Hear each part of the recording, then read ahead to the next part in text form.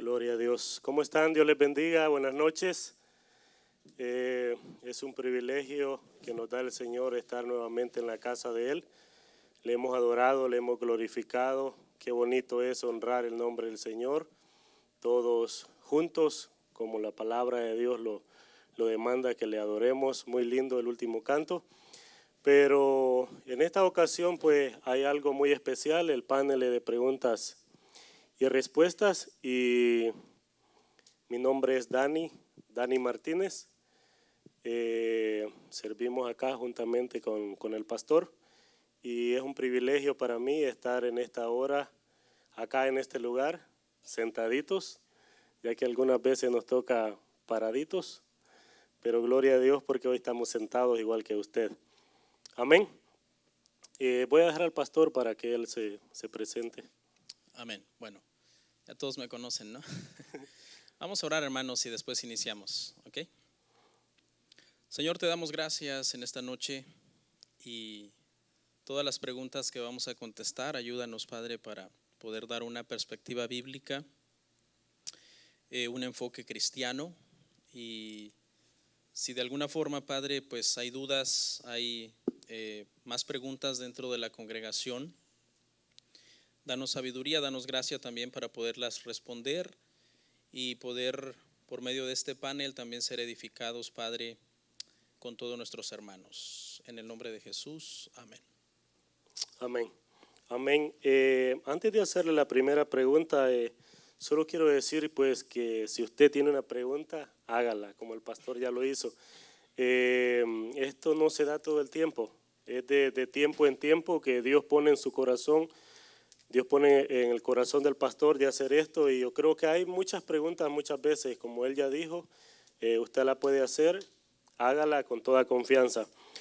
La primera pregunta dice: ¿cómo se puede salvar por medio del evangelio una persona con un severo problema mental que no puede entender el evangelio? Nosotros acabamos de ver en el discipulado hace unas 5 clases atrás el tema de la regeneración. La regeneración es una doctrina muy olvidada dentro de las iglesias evangélicas, muy poco predicada. Básicamente la regeneración es el nuevo nacimiento, es el proceso mediante el cual una persona nace de nuevo y es añadida al cuerpo de Cristo, y eso pues nos hace, ¿verdad?, hijos de Dios.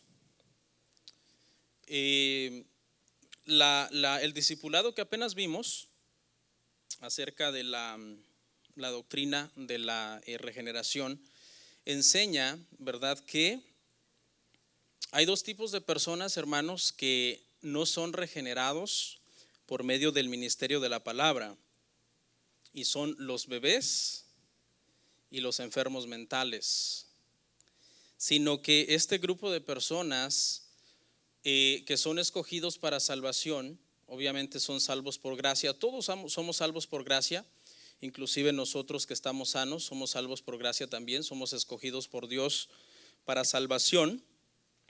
Pero este tema está basado en Juan capítulo 3, donde dice que el Espíritu de Dios obra y trabaja como Él quiere.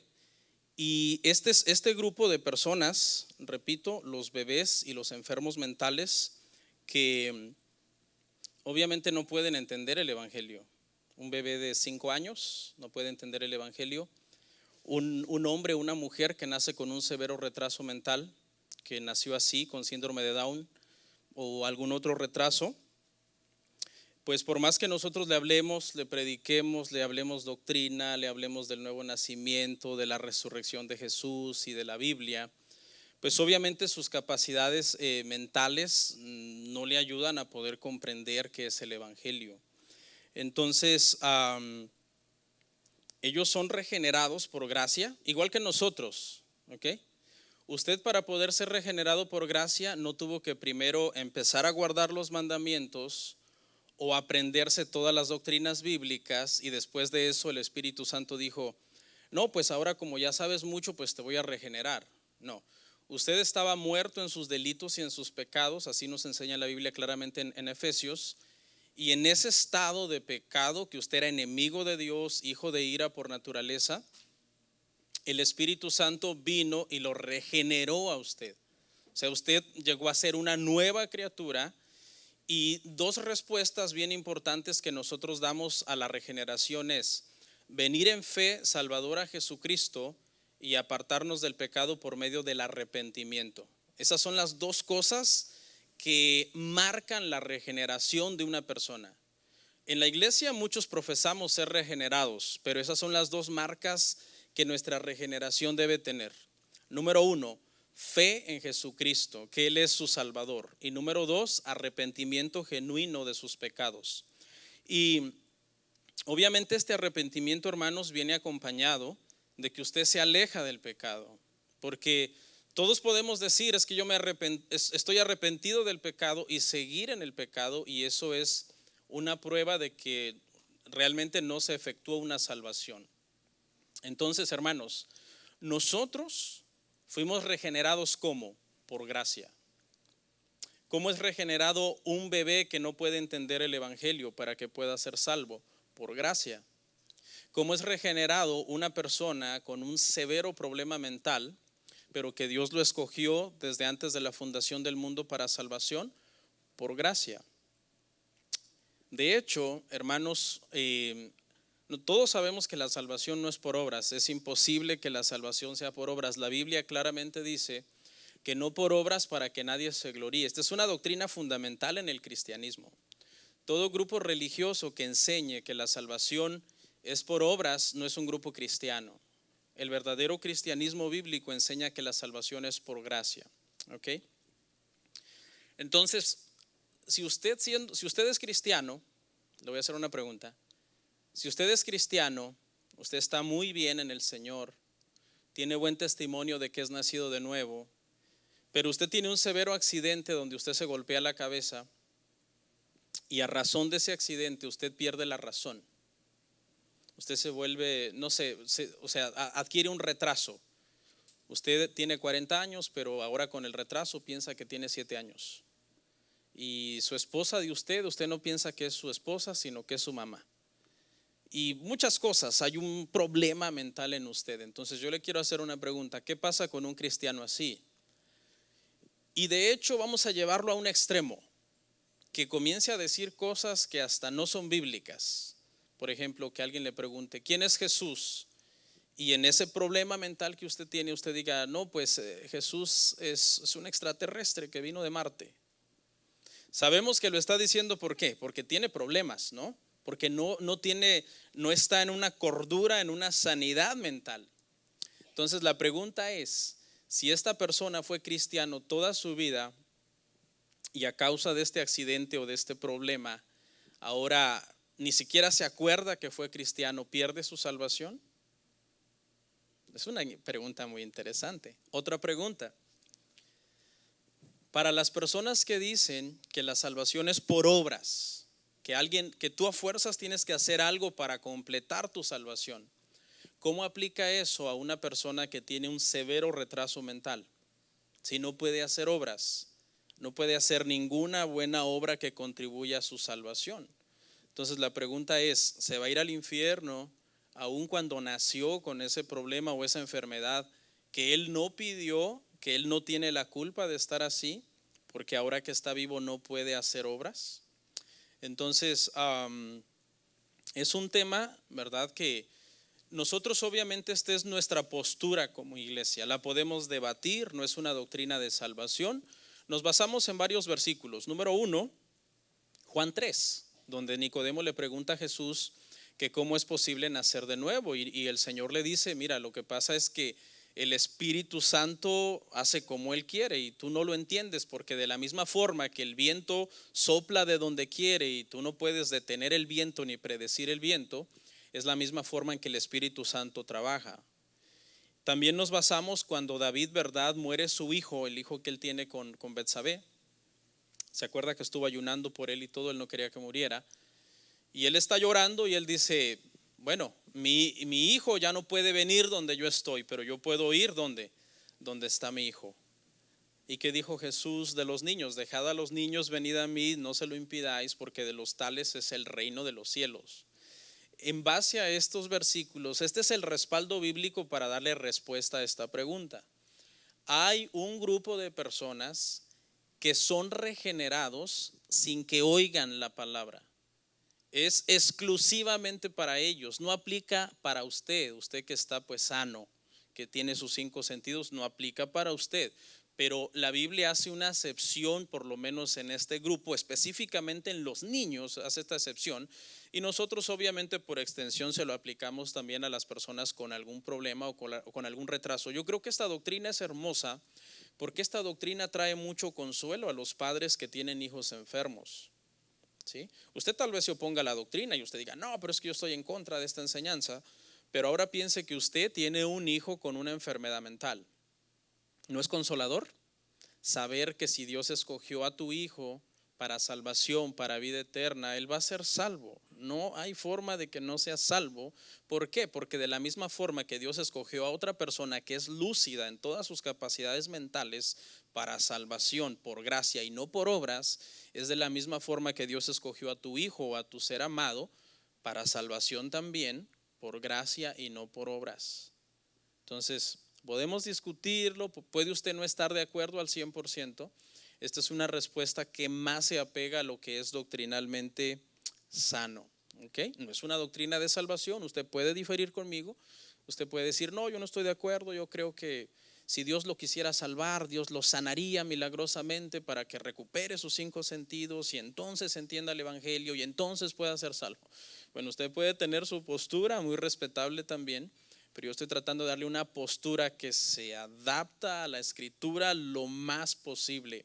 Aunque no hay un versículo específicamente, alguien podría refutar, deme un versículo específico, pastor, que dice eso, que los enfermos con las personas con un severo problema mental se salvan de esa forma como usted lo está explicando. No hay. Pero, ¿qué se hace cuando un tema de la Biblia, hermanos, es un poco oscuro, no es claro? Tenemos que ir a muchos versículos, al contexto de toda la Biblia para poder nosotros llegar a una conclusión. ¿Okay? Entonces, esta es la respuesta bíblica y la respuesta también de la confesión de fe, ¿verdad? Del discipulado que nosotros estamos llevando, que desde mi punto de vista y desde mi entendimiento bíblico es la respuesta más correcta. ¿Ok?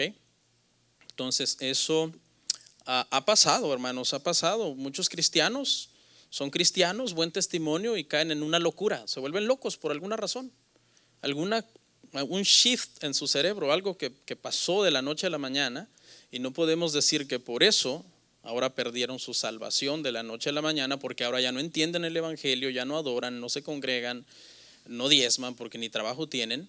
Entonces debemos de tener cuidado con eso y bueno, si surge alguna pregunta sobre esta pregunta, pues estamos abiertos a contestarla aquí mismo si alguien la tuviera. Amén. Creo que es una pregunta que tal vez muchos tenían y esto es como, yo diría, un vaso de agua muy refrescante para muchas personas que tienen hijos de esta manera, porque es una pregunta muy fuerte, pero yo creo que también es una respuesta muy fuerte basada en la palabra de Dios. Amén. La siguiente pregunta, crea que esta pregunta sí se ha hecho, usted a lo mejor va a decir, pero eso es, tal vez a mí no me viene a la mente, pero créame que en la viña del Señor hay de todo y hay personas que quieren saber tantas cosas como esta. Tengo un familiar que perdió un brazo en un accidente. ¿Le puedo decir que Dios puede hacer que le crezca de nuevo? Sí y no. Sí y no, ¿por qué? Bueno, sabemos que para Dios no hay nada imposible, ¿verdad? Dios puede hacer el milagro que Él quiera, Él puede hacer milagros creativos, gigantescos o milagros tan mínimos que nosotros ni siquiera nos demos cuenta. Es más, quizás hoy hizo un milagro en nosotros y ni cuenta nos dimos. Pero hay un problema con esto y es que muchos cristianos no saben hablar de otra cosa más que de milagros. Y para muchos cristianos pareciera que el cristianismo consiste solamente en milagros. Entonces, muchas veces este tema se usa como un anzuelo para atraer a las personas a la iglesia o a la congregación y se le dice, mira, Si tú te haces cristiano, Dios te va a sanar. Dios va a arreglar tu matrimonio, Dios te va a prosperar económicamente. O sea, prácticamente le presentan a las personas a un Dios que les va a arreglar su vida en todo lo material, en todo lo externo, y utilizan eso como una estrategia para que las personas vengan a la iglesia. Lamentablemente, aunque esto suene muy bonito, pues eso no es el evangelio. El Señor no nos mandó a predicar eso. Si usted lee los Hechos, usted lee las epístolas, el mensaje de los apóstoles no fue ir a hacer milagros. A la predicación de ellos le seguían los milagros como consecuencia de que predicaban la Biblia, de que predicaban doctrina, de que predicaban de Jesucristo. El evangelio verdadero consiste básicamente en hablar del nacimiento de Jesús, que fue profetizado 1500 años antes, ¿verdad? Desde el Génesis, su vida, todo lo que él hizo cuando él estuvo acá vivo, su muerte y su resurrección. Esos son los 4 temas principales del evangelio, y eso es el evangelio. Las buenas noticias que nosotros tenemos que hablarles a las personas son las buenas noticias de que en Jesús hay salvación para sus almas y hay vida eterna. Porque si tú, por ser demasiado emocional o ser una persona que no ha entendido esto, si tú le prometes a la gente, yo te prometo, entrégale tu vida a Cristo, todo se te va a arreglar, ¿hay una garantía de que eso suceda? No, porque tú no eres Dios, tú eres simplemente un mensajero que estás llevando un mensaje equivocado, por cierto. El único que puede hacer eso es Dios, y Él es soberano y Él lo hace si Él quiere o no lo hace si Él no quiere. Ahora, ¿qué sí le puedes prometer a la gente que le va a pasar si viene a Cristo? Que va a ser salvo. No le podemos prometer a la gente milagros ni que todo se le va a arreglar. Lo que sí le podemos prometer con toda seguridad es que si viene a Jesús, la palabra enseña, Jesús dice, el que a mí viene, yo no le echo fuera. O sea, esta persona va a tener vida eterna, va a ser salva, y eso es lo más importante. Quizás no va a ser sanado, quizás su matrimonio no va a mejorar, sus finanzas no van a mejorar, ¿verdad? Quizás sí, Dios también lo puede hacer, pero ese no es la predicación del evangelio. Muchas personas, hermanos, que vienen con este gancho a las iglesias, no, es que si vas a la iglesia todo se te va a arreglar. Muchas veces están unos meses en la iglesia, están unos años, y después se frustran, se enojan, se resienten contra Dios, contra el cristianismo, se sienten que fueron engañados, ¿verdad? Que fueron defraudados, y acaban alejándose de la iglesia y alejándose de Dios, y con justa razón, porque el que los trajo a la iglesia pues los trajo con una mentira, ¿no? El evangelio pues no es eso. Ahora, ¿Dios puede hacer milagros? Sí, sí puede hacer milagros. O sea, nosotros no estamos negando eso. Lo que sí queremos es que usted sea bíblico, que usted predique a las personas el evangelio. No le predique a las personas milagros, predíquele a las personas el evangelio. Si tú le predicas, vamos a suponer a una persona que está en silla de ruedas, porque no sé, es paralítico, nunca caminó, o tal vez caminó unos años y después en un accidente pues quedó así. No cometas el error de decirle, si tú vas a la iglesia, yo te garantizo que vas a caminar, te garantizo que vas a dejar esa silla de ruedas, y si no pasa, vas a quedar como un mentiroso. Pero sí le puedes prometer que Dios va a sanar su alma, va a sanar su vida, lo va a salvar, le va a dar gozo. Y si esta persona nace verdaderamente de nuevo, no le va a importar si Dios no lo sana. Para un cristiano nacido de nuevo, el milagro más grande es la salvación. Cuando nosotros nacemos de nuevo verdaderamente, nosotros entendemos eso, que el milagro más grande es la salvación. Ustedes saben que aquí tenemos el caso de nuestro hermano Jorge, y lo voy a mencionar con su permiso, de que él perdió una pierna estando en Cristo, ¿verdad? Y ustedes alguna vez lo han visto reclamándole al Señor, Señor, yo necesito que me crezca la pierna otra vez para que yo tenga fe en ti, si no ya no voy a tener fe en ti. No, porque una persona nacida de nuevo no depende de los milagros, sino que agradecemos a Dios que el milagro más grande, hermanos, es la salvación y la vida eterna. Y no está deprimido, más bien muchos deprimidos van con él para que los consuele y los ayude. Entonces, eso es verdaderamente el evangelio y no debemos de prometer pues muchas cosas a la gente que a nosotros no nos consta que Dios lo va a hacer, porque Dios no hace como nosotros decimos, Él es soberano y Él hace como Él quiere. Amén. La verdad que la palabra de Dios es bien clara, ¿verdad? Cuando Él dice que busquemos primeramente el reino de Dios y su justicia, buscar a Cristo. Amén. Es una mentira presentar a Jesús de esa manera. Nosotros, con vergüenza lo digo, presentábamos a Jesús de esa manera antes porque así nos habían enseñado y no cambia nada. Muchas veces las personas tienen más discernimiento que uno y dicen, no, lo que tú me vienes dando no está bien. Y cuando hablamos de Jesús, eso es lo que tiene poder. Cristo tiene poder. Amén.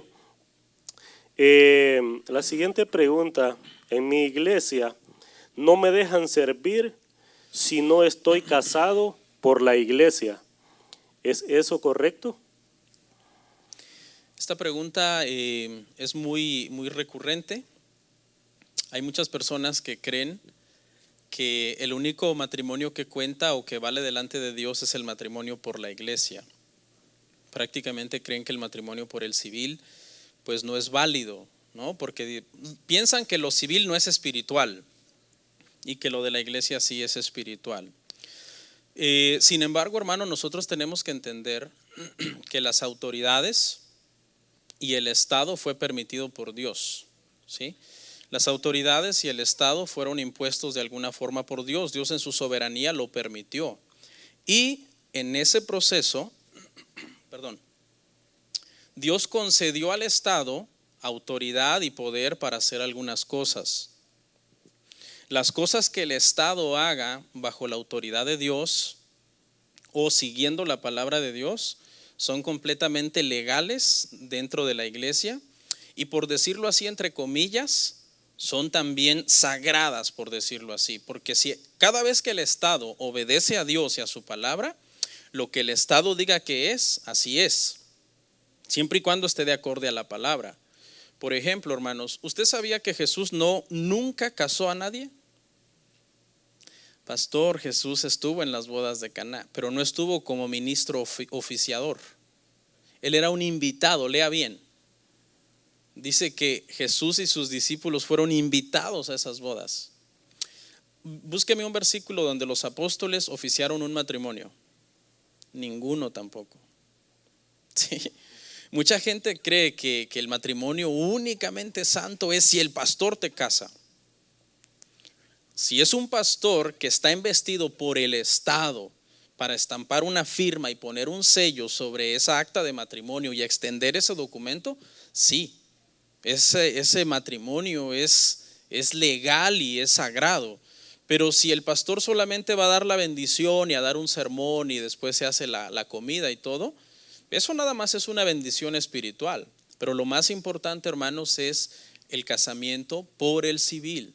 Así que un matrimonio que está casado por el civil, aunque no esté casado por la iglesia, pueden servir dentro de la iglesia. ¿Por qué? Porque ese matrimonio por el civil está bendecido por Dios, porque Dios puso el Estado y le encomendó al Estado esas tareas. Okay, lo que pasa es que a veces somos demasiado legalistas y demasiado, no sé, caemos en excesos, pero no es así. Ahora, si una pareja se casa por el civil y aparte quiere hacer una fiesta por la iglesia, pues está bien.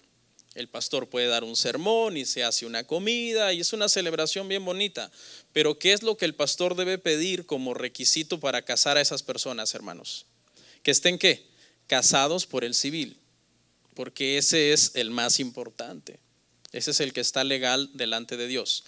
¿En qué casos el Estado no tiene autoridad en un matrimonio? Cuando el Estado contradice la palabra de Dios. Ahí ese matrimonio es inválido. Aunque el Estado diga que es legal, si contradice a Dios, no es legal. Cuando el Estado hace algo que Dios manda y está de acuerdo a la palabra, es legal y es santo.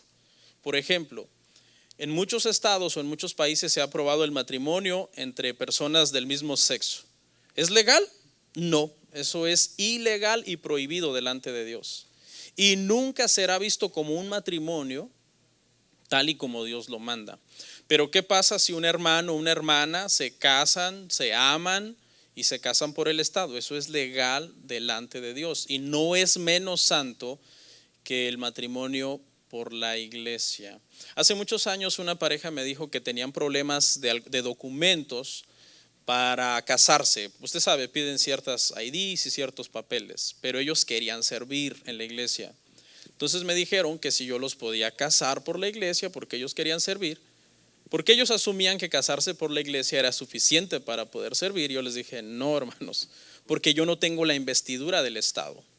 ¿Okay? Si yo tuviera la investidura del Estado y aún así yo les tendría que pedir por legalidad los mismos requisitos que les va a pedir el condado. Entonces, como no cumplen los requisitos con el condado, tampoco los cumplirían conmigo y yo no los podría casar por ninguna de las dos maneras, ni por lo civil ni por la iglesia, y los podría casar por la iglesia, pero ¿qué pasa? No es válido. ¿Por qué? Porque para eso Dios dejó el Estado. Entonces, hay dos tipos de iglesias, las que se van a un extremo, las que se van al otro. Están las iglesias que no dejan servir a la gente si no está casado por el civil y por la iglesia, los dos, ¿no? Viene la pareja, pastor, queremos servir, está casado por la iglesia, no, entonces lo voy a casar. No es necesario. Y está la otra iglesia que los deja servir aunque no estén casados ni por la iglesia ni por lo civil, ¿no? En unión libre. Y eso también pues es el otro extremo.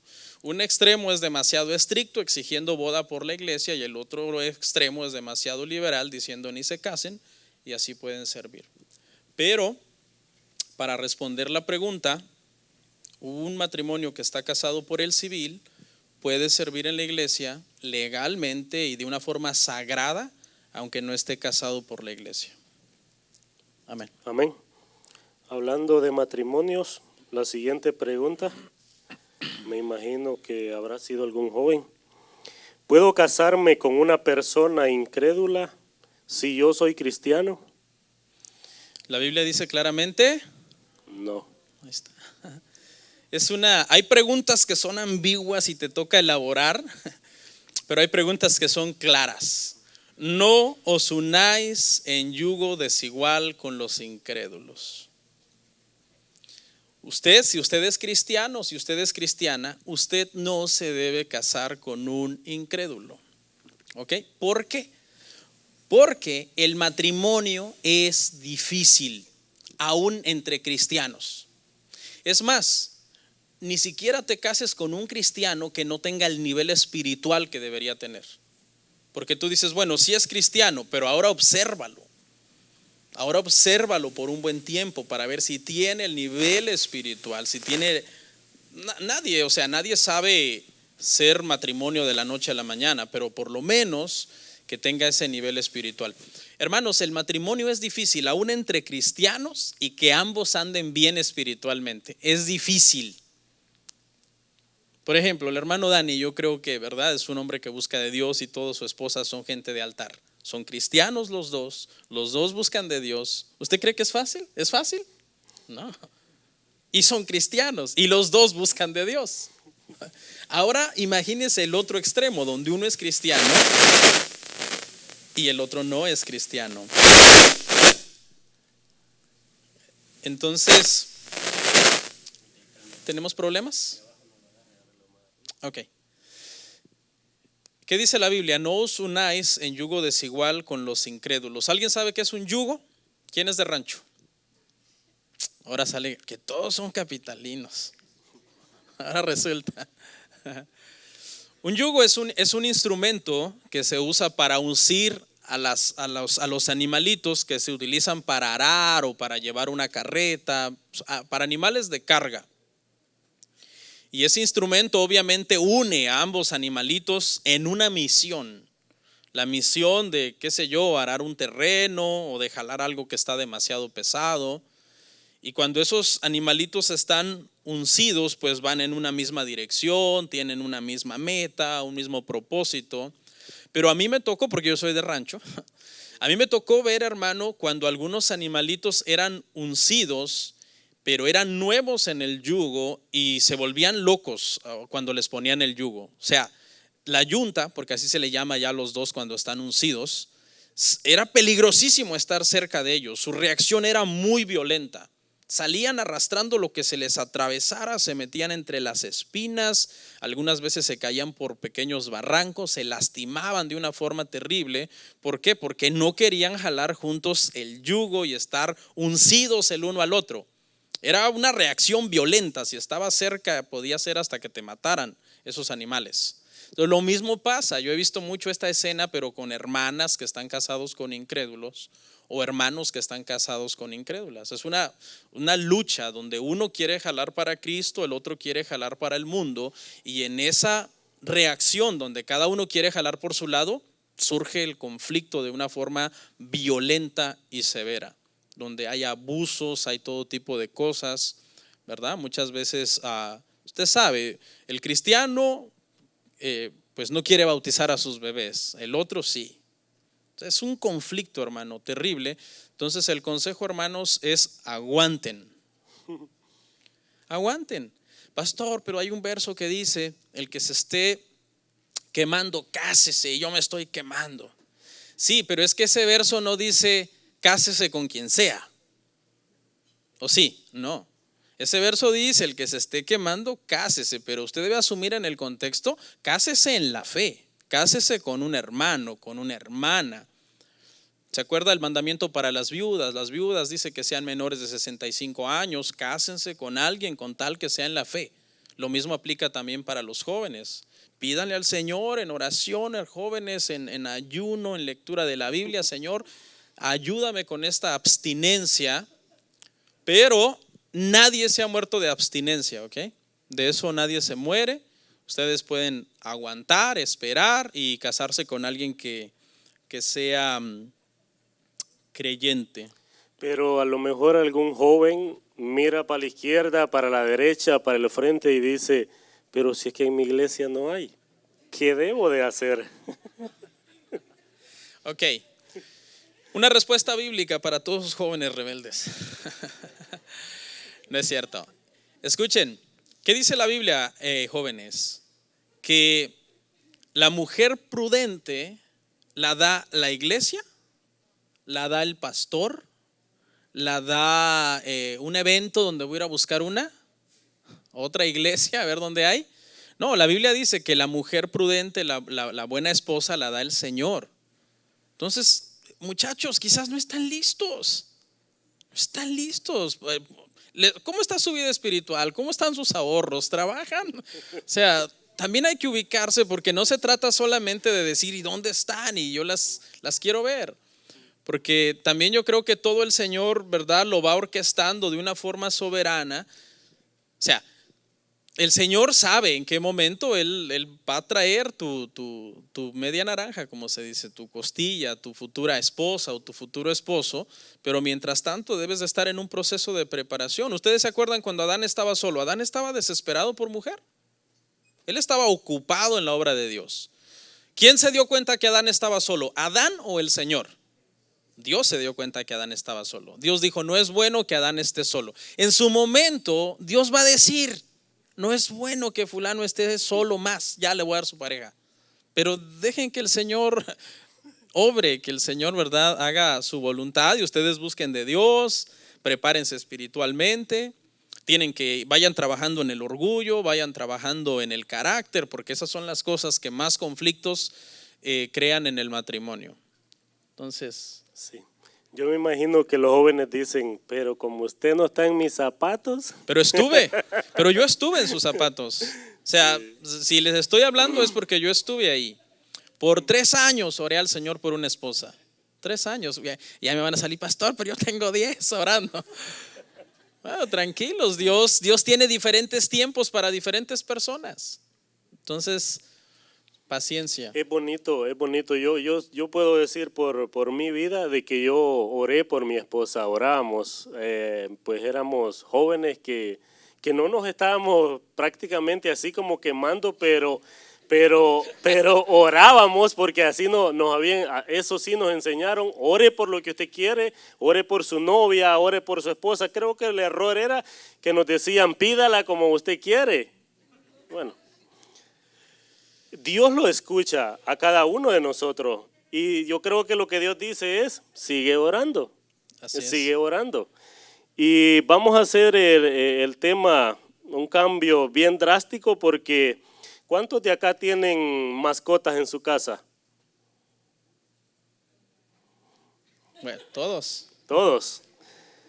Ok, pues la siguiente pregunta es, a lo mejor usted se siente identificado, ¿qué opina de los cristianos que maltratan los animales?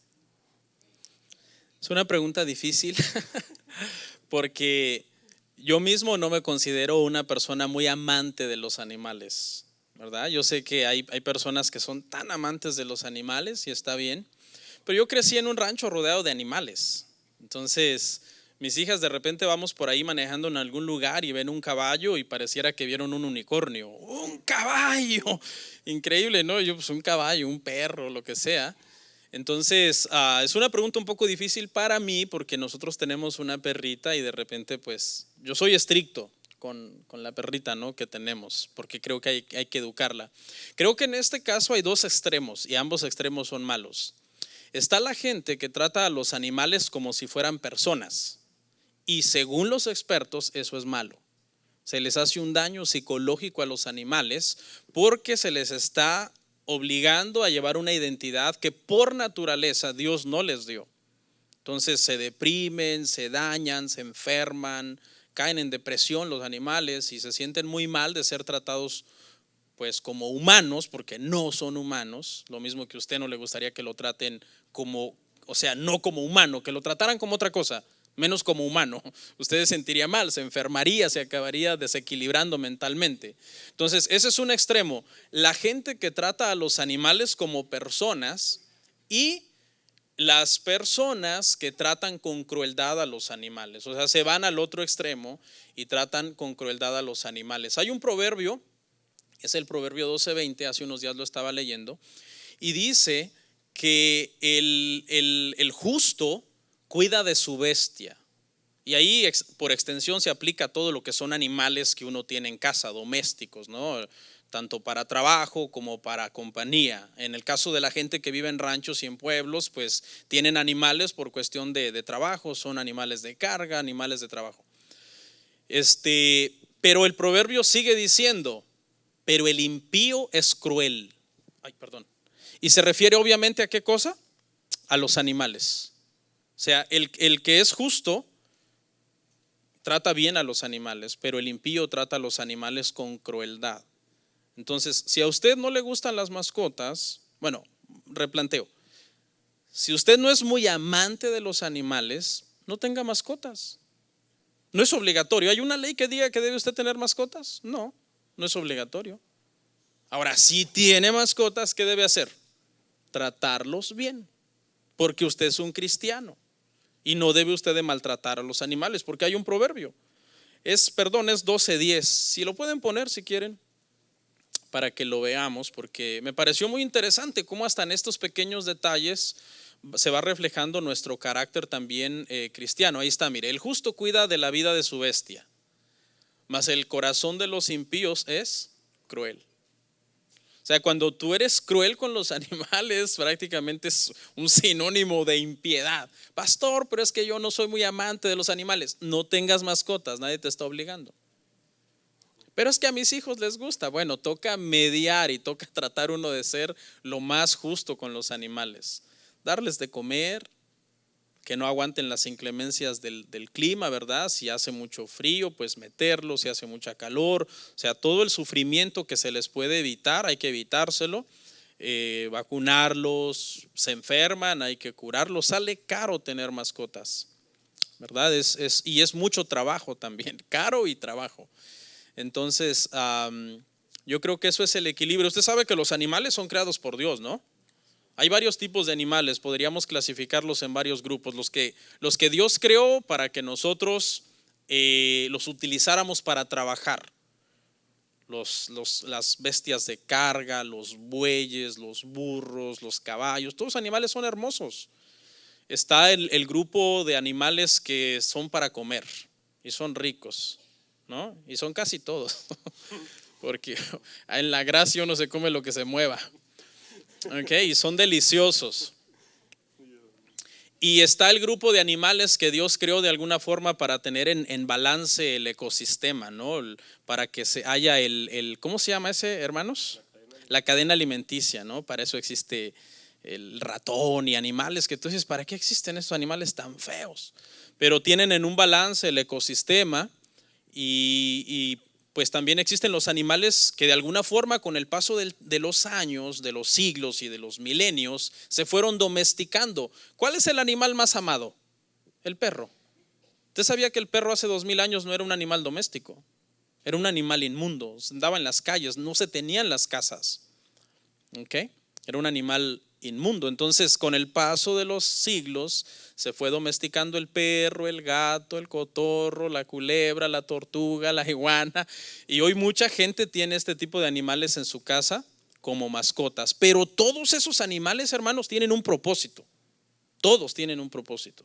Y todos fueron creados por Dios y deberíamos entonces pues no ser crueles, no ser una persona cruel que maltrata a los animales, no les da de comer, los patea, los humilla, les pega sin razón. Ahora, yo creo que también hay que disciplinar ciertas mascotas y enseñarles algunas cosas también con disciplina, porque si uno disciplina a sus hijos, pues ¿por qué no disciplinar la mascota también? Pero con justicia, es que la beca me está mirando. Entonces, hermanos, aún las bacterias son buenas. Usted tiene bacterias buenas en su cuerpo, en su saliva, en su estómago, y todo eso fue creado con un propósito por Dios. Amén. Amén. ¿Cuál es el mejor método para leer la Biblia? El mejor método para leer la Biblia, lo primero que le quiero decir, hermanos, es que si usted tiene 3, 5 años de cristiano y usted no ha terminado de leer la Biblia, es una vergüenza. Sí. Porque a mí no me cabe en la cabeza eso. 3, 5 años de cristiano, no ha terminado de leer la Biblia. Eso dice que el recién convertido anhela la leche espiritual no adulterada, de la misma forma que los bebés recién nacidos anhelan pues la leche de su madre, la leche materna. Entonces, lo primero que lo quiero desafiar, hermano, es que si usted no lo ha logrado, lea la Biblia completa. En un año la puede leer completita, leyendo 20 minutos al día, 3 capítulos del Antiguo Testamento, 3 capítulos del Nuevo Testamento. Por ahí en septiembre la termina. Le queda octubre, noviembre y diciembre libres. ¿Ok? Pero hágalo, propóngaselo y lógrelo, porque es algo bien importante que nosotros como creyentes leamos toda la Biblia completa. Ese es el primer desafío. El segundo que le quiero decir es, cada vez que usted lea la Biblia, cada vez que usted esté leyendo un versículo, en ese versículo que usted está leyendo, busque a Jesús. ¿Por qué?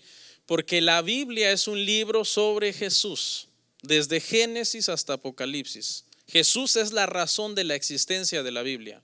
Él es el tema principal de la Biblia. Este método le va a ayudar mucho a comprender algunos versículos difíciles, ¿ok? Porque hay versículos que son sombras, que hablaban de cosas que se referían a Jesús. Entonces trate de buscar siempre a Jesús. ¿Por qué existió un tabernáculo? ¿Por qué existió un arca? ¿Por qué existían dietas? ¿Por qué existían días? ¿Por qué existían fiestas? ¿Y esto qué es? Estaba hablando de la santidad de Jesús, cómo Jesús iba a venir a ser el sumo sacerdote, el tabernáculo, todo el pan de la proposición, el candelero de oro, todo eso se cumplió en Jesús. Entonces es un consejo muy, muy importante. Otro consejo, cada vez que usted esté leyendo el Antiguo Testamento y no lo entienda, vaya al Nuevo Testamento para tratar de entenderlo. Hay gente por ahí diciendo que el Nuevo Testamento se entiende a la luz del Antiguo. Eso es un error. Es el Antiguo el que se entiende a la luz del Nuevo. ¿Por qué? Porque la revelación de Dios fue progresiva, la revelación de Dios fue avanzando poco a poco. Conforme fue avanzando, vea que en la ley no era tan claro lo de Jesús. La ley no dice que iba a nacer de una virgen, la ley no dice que iba a entrar montado en un asno, la ley no dice que iba a ser enterrado, que iba a morir con malhechores, enterrado como los ricos. ¿Por qué? Porque la revelación sobre Jesús poco a poco fue progresando y siendo más clara. Entonces, cuando llegamos nosotros al Nuevo Testamento, tenemos un más claro entendimiento de todo el mensaje de la Biblia. ¿Ok? Jesús en la Biblia es como una avenida principal que va desde Génesis hasta Apocalipsis. Así lo tiene usted que ver, como una avenida, un camino real, un camino grande.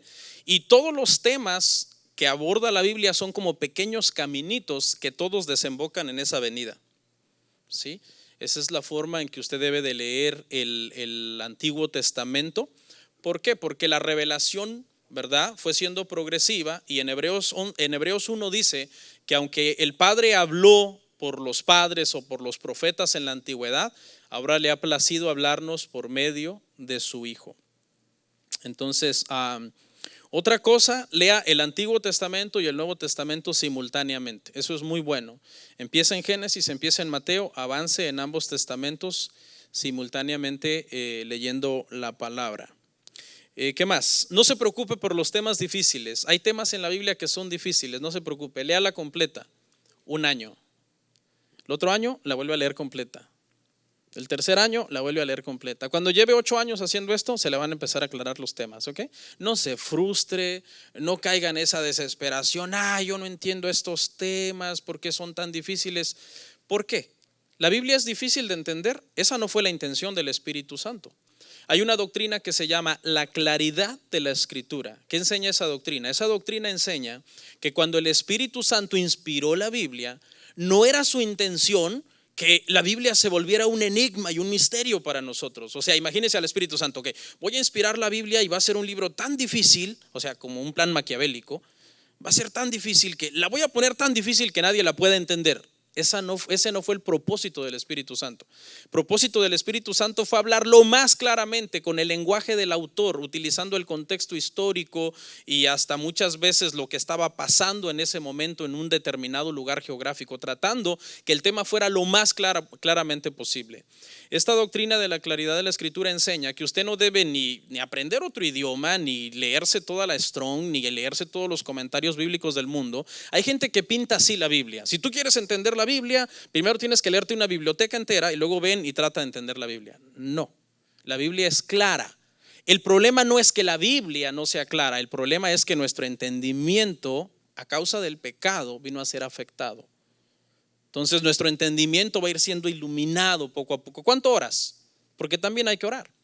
Uno debe orar, pedirle a Dios, leer la Biblia con humildad, buscando no el conocimiento para vanagloria, sino buscando poner en práctica lo que uno aprende.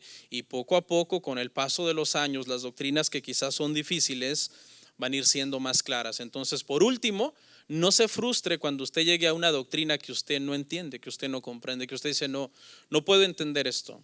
Pero poco a poco, con estudio y con dedicación, con el paso del tiempo, usted va a ir teniendo un entendimiento más claro de la Biblia. Amén.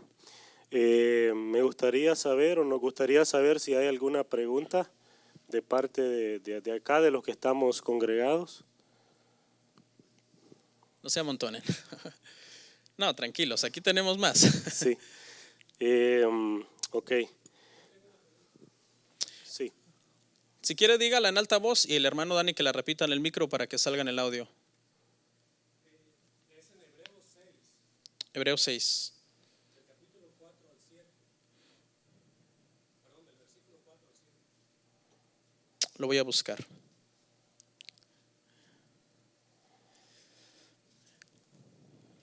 Hebreos 6.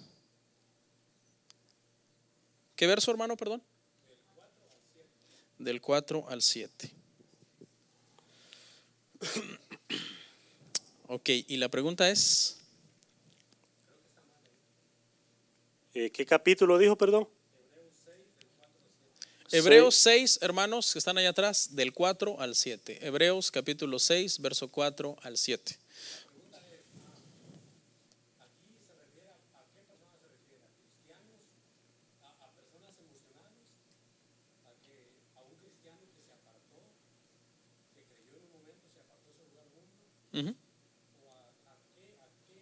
¿A qué gente? Ok. Lo voy a leer para que todos podamos entender, ¿ok? La pregunta del hermano. Verso 4, Hebreos 6, 4 al 7 dice: porque es imposible que los que una vez fueron iluminados y gustaron del don celestial y fueron hechos partícipes del Espíritu Santo y asimismo gustaron de la buena palabra de Dios y los poderes del siglo venidero, y recayeron, sean otra vez renovados para arrepentimiento, crucificando de nuevo para sí mismos al Hijo de Dios y exponiéndole a vituperio. Porque la tierra que bebe la lluvia, que muchas veces cae sobre ella, y produce hierba provechosa, a aquellos por los cuales es labrada, recibe bendición de Dios. Ok. Hebreos es un libro que está dirigido prácticamente en el contexto histórico, está dirigido no solo a un grupo de personas. Este versículo trae bastante confusión en el tema de la salvación, ¿no? Esta porción está hablando obviamente de los que Hebreos está dirigido a este grupo de hebreos, pero dentro de ese grupo de hebreos había hermanos cristianos, había gente que eran creyente, habían simpatizantes, ¿verdad? Como que hay muchos en la iglesia de esos que les gusta el cristianismo, les gusta la iglesia, pero realmente no han nacido de nuevo. Y había un tercer grupo que estaba por ahí en medio que no se definía. En realidad este libro de Hebreos está dirigido a tres grupos de personas. Y cuando hay muchos versículos en Hebreos que habla de que hay cristianos que son salvos y que están firmes en Cristo, obviamente se está hablando de cristianos nacidos de nuevo, ¿ok? Pero cuando se está hablando de este tipo de personas que aparentemente habían gustado la salvación, pero se habían apartado, lo que está tratando de aclarar aquí la epístola es que estas personas obviamente, aunque participaron, lo voy a leer, dice, fueron iluminados. Mucha gente entiende esta palabra iluminados o gustaron el don celestial o fueron partícipes del Espíritu Santo como que eran cristianos nacidos de nuevo, ¿ok? Cristianos nacidos de nuevo que se alejaron de Jesús, que dejaron el evangelio y que ahora no hay ninguna posibilidad ya más de salvación para ellos. Y mucha gente dice, claro que eran cristianos, porque mire, todo lo que tenían, iluminados, gustaron el don celestial, fueron hechos partícipes del Espíritu Santo. Pero tenemos que recordar, hermanos, que en la Biblia hubo mucha gente que gustó de todas estas cosas y que no eran nacidos de nuevo. Un ejemplo, Judas. Judas gustó de todo esto, fue iluminado por la sabiduría de Jesús. Fue iluminado cuando estuvo presente delante de un montón de milagros que Jesús hizo. Gustó ese don celestial de estar con el Señor. Dice, participaron también del Espíritu Santo, ¿ok? Pero dice que una vez que esta gente recayó, no había esperanza para ellos. Entonces, pastor, si yo soy cristiano, ¿puedo caer en esta situación de que yo voy a volverme un apóstata y cuando esté en esa apostasía, nunca más voy a poder volver a ser cristiano? Porque ahí dice claramente que ya no se puede crucificar a Jesús otra vez para el arrepentimiento de ellos. No, ¿por qué? Porque aquí no está hablando de cristianos, que aquí está hablando de personas como Judas. ¿Judas fue cristiano? Claro que no, porque si usted dice que Judas fue cristiano, usted contradice la Biblia. La Biblia dice claramente que él era el hijo del maligno. Prácticamente fue desde los Salmos, ya se había hablado de que él entregaría al Señor, que otro tomaría su oficio, que, ¿verdad?, que se mataría. Entonces, la parábola del sembrador, por ejemplo, nos da claro respaldo en lo que estamos diciendo. Cuando usted ve la parábola del sembrador, las 4 tierras donde cayó la semilla, que representan 4 corazones o 4 tipos de creyentes, aparentemente, ¿qué? Todos eran cristianos, ¿sí o no? Pero no, aparentemente delante de los hombres, pero delante de Dios realmente nadie puede fingir su nacimiento espiritual delante de Dios. Dios siempre sabe desde un principio quiénes son de Él y quiénes no son de Él. ¿Okay? Entonces, esta porción de Hebreos está dirigido a personas que, aunque hayan estado muy cerca en la iglesia y hayan participado de cosas bonitas, la cena del Señor muchas veces, y eran quizás hasta los que servían. Pregunta, hermanos, ¿se nos puede meter al ministerio a alguien que sirve en el altar y que no es cristiano? Sí, se puede meter. Y a lo mejor canta bonito, no es por ustedes, hermanos, ¿no? Y a lo mejor toca, y a lo mejor, wow, pastor, ¿cómo se atreve usted a decir eso? Si le pasó a Jesús. Claro que Jesús ya sabía todo el tiempo, pero los apóstoles sabían que Judas era un traidor. No, Los apóstoles nunca discernieron que Judas era ese traidor, que hasta el último momento cuando Jesús lo manda, le dice: lo que vas a hacer, hazlo pronto. Piensan que lo está mandando a ayudar a los pobres. Nunca lo supieron discernir. Entonces eso pasa, hermano, y este es el grupo de gente que muchas veces está en la iglesia, que pueden engañar a todo mundo. Aparentemente tienen todo lo del cristiano, pero no son cristianos. Y estas son personas que prácticamente, aquí dice algo bien fuerte en el verso, me parece 5, gustaron la buena palabra, lo mismo que Judas. Dice: y los poderes del siglo venidero, todos los milagros, y recayeron. Verso 6 dice que es imposible que estos que recayeron sean otra vez renovados para arrepentimiento, crucificando de nuevo para sí mismos al Hijo de Dios y exponiéndole a vituperio. Es imposible. ¿Por qué, hermanos? ¿Por qué? Porque Dios así lo determina. Las personas que van a negarse al evangelio toda su vida nunca van a nacer de nuevo, aunque en su vida pasen por varias temporadas en la iglesia. Hay gente que es así, pasa sus temporadas en la iglesia, se va al mundo, temporadas en la iglesia, se va al mundo, temporadas en santificación, tomando la cena, temporadas en pecado, y toda esa gente nunca nace de nuevo. ¿Yo puedo hacer que nazcan de nuevo? No. Dios sí, pero si Dios no orquesta ese nuevo nacimiento en su vida, ¿qué podemos hacer nosotros? Nada. Dice que no hay más sacrificio que hacer por esas personas. Son apóstatas. En primera de Juan 2 dice que salieron de nosotros porque no eran de nosotros. Y ya estaba, salieron para que nosotros nos diéramos cuenta que no eran de nosotros. No sé si responde su pregunta. No, porque Hebreos habla en varios temas de la seguridad de la salvación. Y obviamente se refiere a creyentes. Pero en pasajes como este, donde dice obviamente que hay un grupo de personas que estuvieron aparentando y todo, y que al final se apartaron y que no hay arrepentimiento para ellos, no está hablando de creyentes. Es imposible. ¿Se imagina que este verso me aplique a mí? Entonces, ¿qué hace usted aquí oyéndome? Si en 5 años, 7 años, a lo mejor yo voy a ser uno de esos que va a estar en el mundo haciendo aberraciones y que no hay más sacrificio que se pueda hacer por mí. Entonces estoy perdiendo su tiempo oyéndome aquí. Soy un posible apóstata, un futuro apóstata. Pero el Espíritu Santo, a los que somos hijos de Dios, Romanos 8:16, Romanos 8:26, nos da testimonio a nuestro espíritu dentro de nosotros de que nosotros somos hijos de Dios. Entonces espero que haya respondido, hermano, su pregunta. Y no sé si nos da tiempo de retomar lo que nos falta. ¿Cuántas más tenemos? Vamos a hacer una más y ya.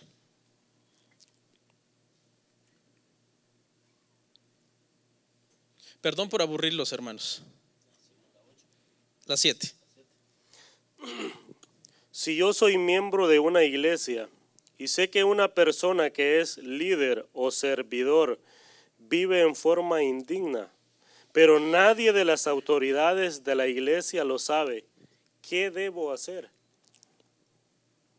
Si usted es miembro de una iglesia y usted sabe que hay gente aquí que no vive de acuerdo a la palabra, pero las autoridades de la iglesia no lo saben, el pastor no lo sabe, los ancianos no lo saben, porque pues no lo sabemos, no somos omniscientes, no lo sabemos todo, solo Dios sabe cómo vive la gente en su vida secreta, ¿no? Yo como pastor, yo como predicador, yo soy responsable de lo que yo predico, pero yo no soy responsable de cómo la gente vive cuando yo no los estoy viendo. Y ya pues delante de uno actúan que son muy cristianos y todo. Entonces, ¿tú qué haces ante eso? Tú lo ves claramente cuando se junta contigo, es una persona malintencionado, chismoso, inmaduro, orgulloso, a veces te habla, a veces no te habla, y está en el altar, o se pone un uniforme de diácono, o qué sé yo, es un maestro de niños y todo, y tú dices, y tú en tus adentros tú dices, si el pastor supiera quién tiene ahí. Eso está mal. Es tu deber como miembro de la iglesia arreglar esa situación. Tú no puedes estar siendo miembro de una iglesia y estar tolerando esa situación. Así que el consejo bíblico de Mateo es sencillo.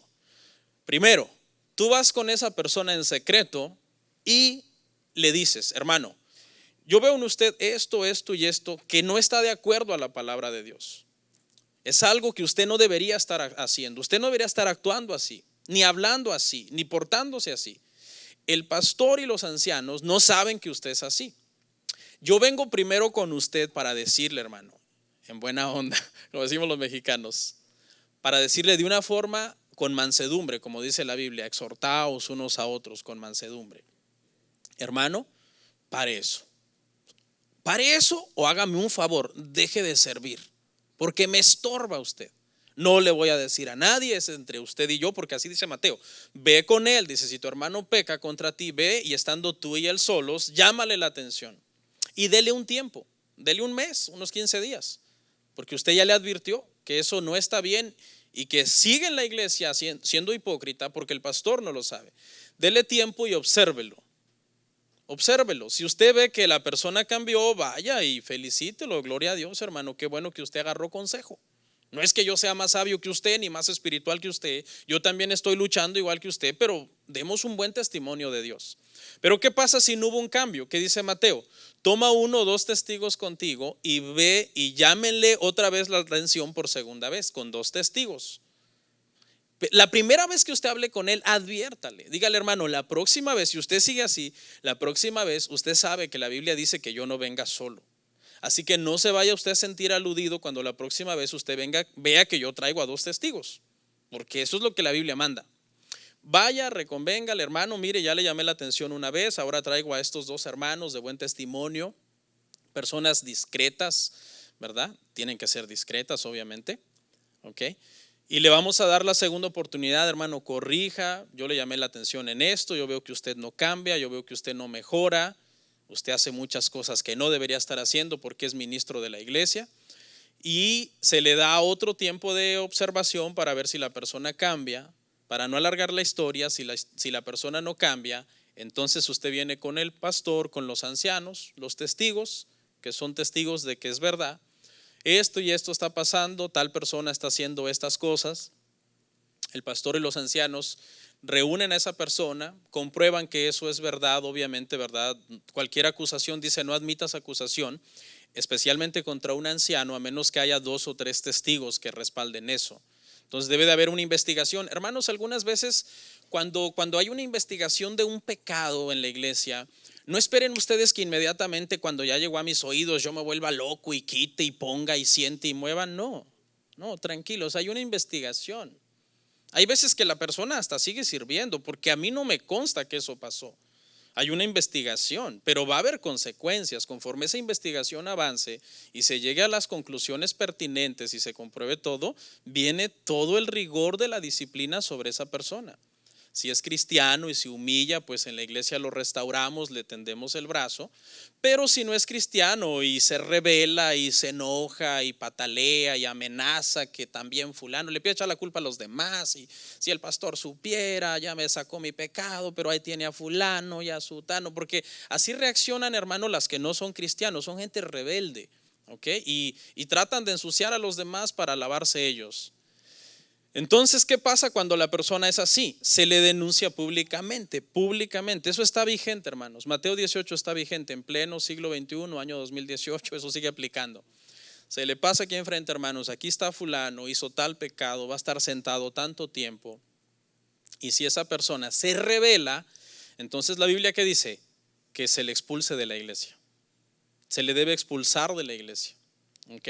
¿Por qué? Porque es un rebelde, es una persona que puede contaminar a los demás, meterle sus filosofías, sus doctrinas, sus costumbres, su forma de vida, una vida desordenada, y eso se pega. ¿Okay? Eso se pega, como el ejemplo que di el domingo, y lo quiero repetir, no importa que nos alarguemos. ¿Qué pasa cuando tú con unos guantes blancos agarras lodo negro? ¿El lodo se pone blanco o los guantes se ponen negros? Los guantes se ponen negros, se ensucian. ¿Okay? Lo mismo pasa cuando tú, siendo buen cristiano, te juntas con gente que no es buena cristiana. Es más fácil que ellos te peguen a ti la maldad que tú les pegues a ellos la piedad. Entonces, eso es lo que se debe hacer, hermanos. Cuando eso está pasando, si usted es miembro de la iglesia, usted siéntase en todo el derecho. Sabe que mucha gente viene y me dice, pastor, yo sé algo de alguien, pero no se lo puedo decir porque... No, ya mejor olvídalo, pastor, y se van corriendo. ¿Qué quiere que haga? ¿Que yo qué? No puedo hacer nada. No, usted como miembro de la iglesia, usted está en toda autoridad de seguir este proceso. Primero con él en secreto, luego con testigos, luego con el pastor y los ancianos, luego delante de toda la iglesia, luego hay que expulsarlo. ¿Por qué? Porque dice que a esa persona hay que tenerle, ¿por qué? Por gentil y publicano. Pastor, eso es demasiado duro. Y si la persona se enoja, pastor, y me agarra de enemigo, pues que te agarre de enemigo. Es un gentil, es un publicano. Si es cristiano, pues quizás se va a sentir triste que lo denunciaste. Ay, ¿por qué si tú eres mi amigo? Un amigo no tapa el pecado. Un verdadero amigo no tapa el pecado. Un verdadero amigo te llama la atención, te corrige, te reprende. Los pecados de un amigo no hay que ni disimularlos ni estimularlos. O sea, cuando tú veas a un amigo que está pecando, no disimules como, ay, el hermano dijo algo que no está bien, pero como es mi amigo me voy a hacer que no oí. No, hermano, ¿qué dijo? No disimules el pecado de tu amigo, ni lo estimules. Es decir, hermano, pues ya que usted anda mal, yo también. No. Un verdadero amigo te aleja del mundo y te acerca a Cristo. Un amigo falso te aleja de Cristo y te acerca al mundo. Entonces, si se enoja, que se enoje, tranquilo, no pasa nada. ¿Ok? Y cuando el que se enoja y se va, bueno, no pueden hacer nada, se fue. Pero el que se queda, hermano, hay que amarlo, hay que apoyarlo. No hay que aplicarle la ley del hielo, ni hay que ser injustos, porque, ¿qué dice la Biblia? Cuando tú corrijas a alguien, dice, hazlo con mansedumbre, no sea que tú también seas tentado. Eso está mal. La iglesia disciplina y al hermano que pecó se le aplica la ley del hielo, la ley de, crueldad y todo. ¿A quién se le debe aplicar eso? Al que no es cristiano.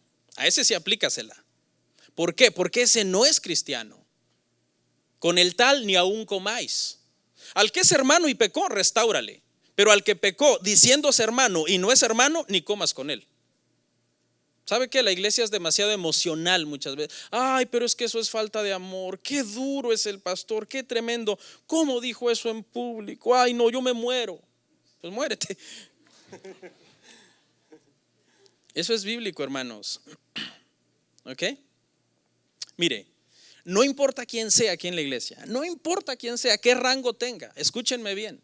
Si ustedes ven en un líder aquí en la congregación que es chismoso, que no paga, que es mentiroso, que tiene mal testimonio en su familia, en su matrimonio, es malintencionado, siempre está murmurando de la iglesia, no, es que la iglesia, es un líder de alto rango, pero siempre está hablando mal de la iglesia, del pastor. Es que yo lo haría diferente, es que la organización, es que la doctrina.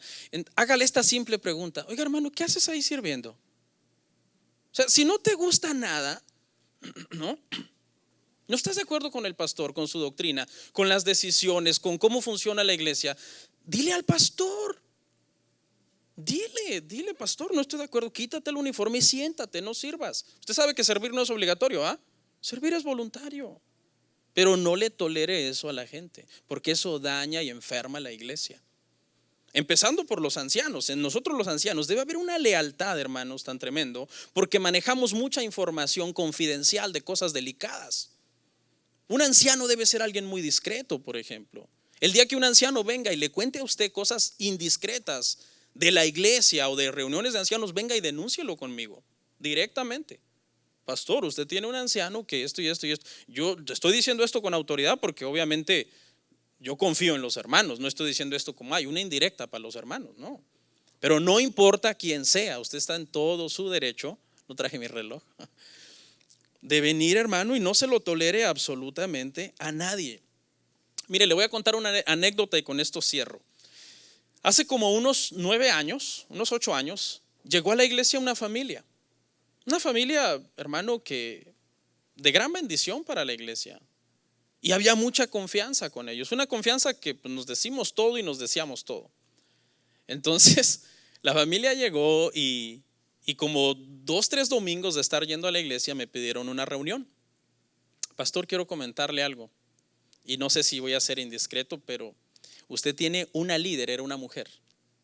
Usted tiene una líder ahí, pastor, dice que no está de acuerdo en nada en la iglesia. ¿Sabe qué nos dijo el primer domingo que fuimos a visitar la iglesia? Digo, ¿qué les dijo? Me quedé intrigado, ¿no?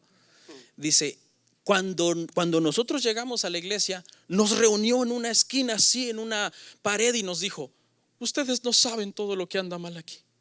Ustedes vienen llegando y yo que me voy despidiendo de esta iglesia. Ahí si se quedan es su problema. Qué tremenda deslealtad, hermano.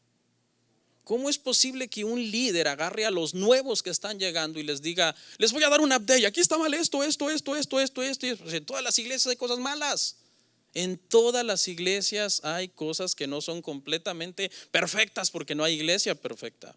A los nuevos hay que recibirlos con amor, hay que incorporarlos a la congregación, y los que ya tenemos muchos años aquí debemos ser leales, discretos. Servir no es forzado. Nunca permita usted, como miembro de la iglesia, que un servidor murmure de la iglesia. Párelo, dígale: oye, díselo al pastor, número 1. Y número 2, pues no sirvas. O sea, no te gusta nada y estás ahí sirviendo, metido en un grupo, en un ministerio. Oramos.